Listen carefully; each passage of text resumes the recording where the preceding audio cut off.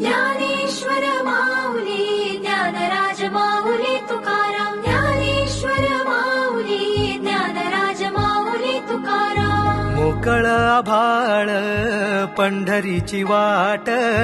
चालू लागली पाऊल नाम गोड ओठी माऊली माऊली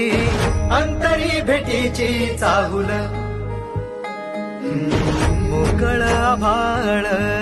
पंढरीची वाट चालू लागली पाऊल नाम गोड ओठी माऊली माऊली